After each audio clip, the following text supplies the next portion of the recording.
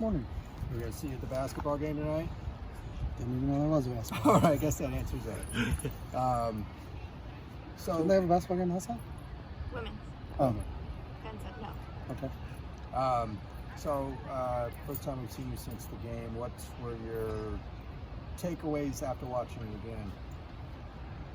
You know, I thought our guys throughout the course of the game, kind of stuck to the plan and did a good job of executing it. I thought Dorian played really well.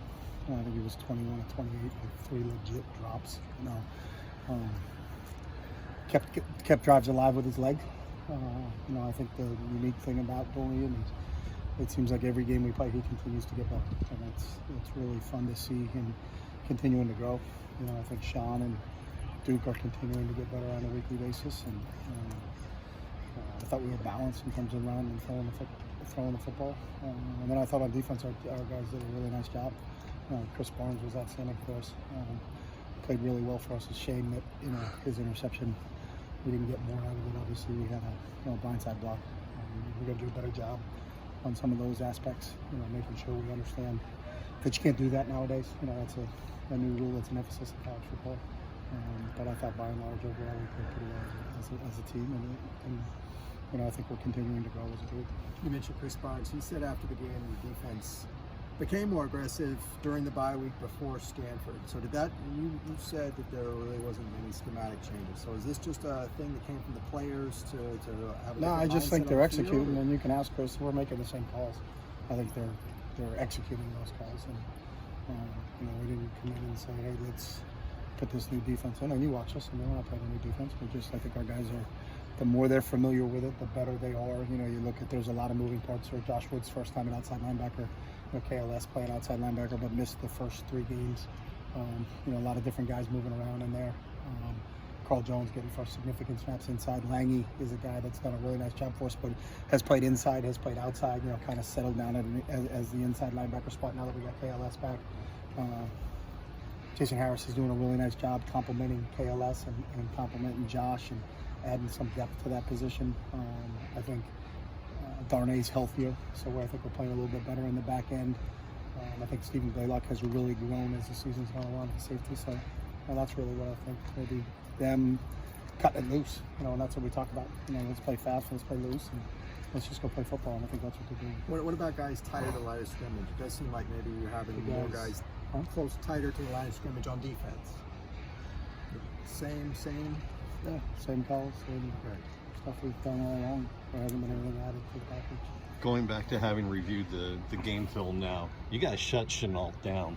I mean, he only had 3 catches in the entire game. What do you credit that to defensively? I think our guys had a good scheme, but I also don't think he's 100% healthy. When you watch him run around, and I saw him, you watch him in the Wildcat package and some of the things, I don't think he's as explosive as he was before. I know he's dealing with some issues. I think it's an abdomen or something that can slow you down a little bit, but I think we did a decent job of doubling him at times.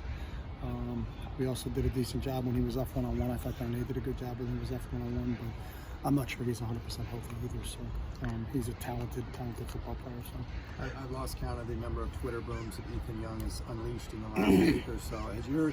Has your recruiting picked up pretty nicely here this last? No, I just think we had a recruiting weekend, so that's part of it. When you're away, you don't have recruiting weekends, so we're limited really in how many recruiting weekends we can have because we don't bring kids in early in the season because there's no students on campus, so it's not a fair representation of what being a student athlete at UCLA is about. Some schools do that. We choose not to because I want them to experience what it's like when students are on campus. I want them to experience meeting professors and things like that. So when you look at how many times we've had students on campus, school back in session, and the ability to have recruiting weekends, this one matched up for us. We had one the week before, and then we had this one. Those were our first 2 recruiting weekends of the year. What about the role of 3 consecutive wins in that, getting high-end commitments in the wake of a 3-game winning streak? You don't think that plays any role? I think it's positive, and we'll continue to see how that rolls. So, I don't think, and I would be very presumptuous to be so shallow that recruits that's all they commit to. So, there's a lot more to say with this university than just that we won a couple football games in a row. I think this is a truly unique and special place, and I think when you get a chance to spend 48 hours on it, you realize that. I know you're generally not going to look at individual accomplishments in the middle of the regular season, but were you aware yesterday that Josh Kelly was named a finalist for the Burlsworth Award? I did not see that. And you know the awards for That's for the someone who was a award. walk-on. Yeah. Yeah, he was named a Great. finalist last year. Great distinction for Josh, and very well deserved. I mean, he's epitomizes everything you want in a student athlete, and the more recognition he gets is all deserving on Josh's part. I only noticed this, I think, really the last game, but you brought the victory bell back to the Rose Bowl. Has that been recent? Has that been all year long? I have no idea. It's been all year long? Okay, I don't have anything to do with it. Okay. The least of my worries is on game day where it's the victory bell. So it's got nothing to do with football. With the short week, athletic administration. with a short week this week, short week of practice, what do you focus on since you? Improvement. You know, it's the same thing that we always do. We always talk about it, not a bye week, but an improvement week. How do we get better? They had a really good lifting and running session yesterday, and we'll get out on the field and work today. You know, good versus good, ones versus ones, twos versus twos, threes versus threes. Just like we did the two practices, training sessions we had when we were getting ready for Stanford the following week. So today and Friday that'll be our emphasis. You know, there's nothing from a game plan standpoint that we're doing. You know, our coaches were all out on the road yesterday, so recruiting at high school practices, and most of them are back today. Then we'll go back out again tomorrow, and then we'll be back for Friday's training session. So it's just getting better, and we got so many different things we got to get better at that.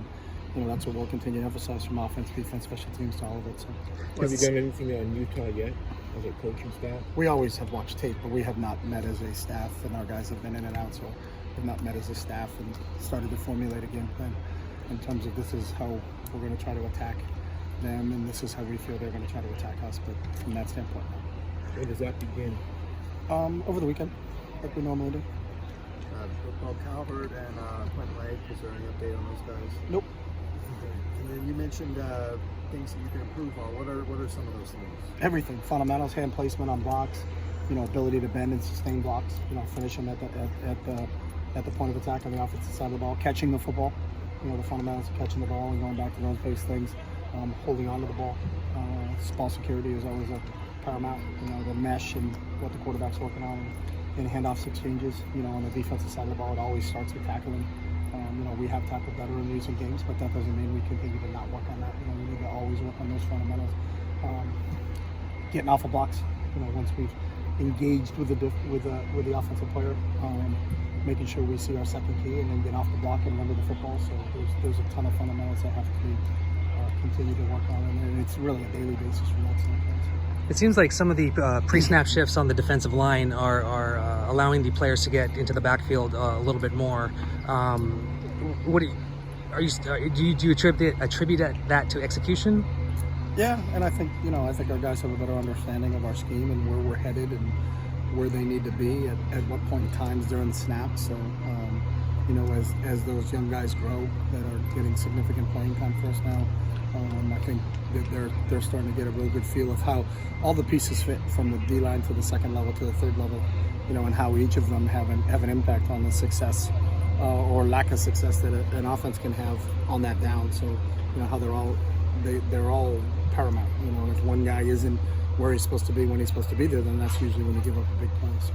Is having Odua Isabor in there a little bit more? Is that helping out with the? It has. You know, his athleticism has helped, but I think we've played some teams that have spread you out. So, you know, as we talked about earlier, we're trying to match their personnel, which everybody does. It happens in the NFL. It happens in college. Is that you know, as they get smaller offensively, you get smaller defensively. They're trying to get you in space, and the better athletic you are in space, the better off you have an opportunity to make plays. So, you know, they didn't run a ton of 11 and 12 personnel.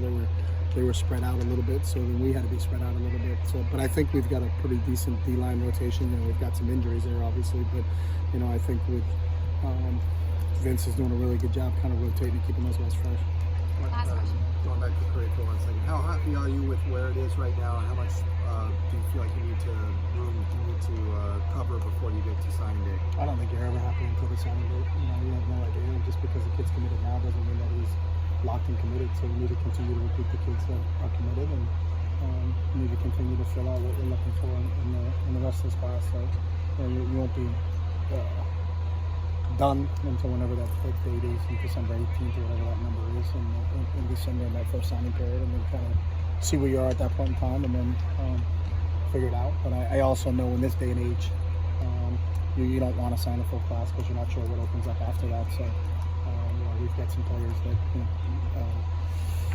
Jason Harris is a kid that we got late that has made an impact on us. So you're always going to try to manage that game and see how that is. But recruiting's never over. It's a 24/7 cycle that will continue ad infinitum. So.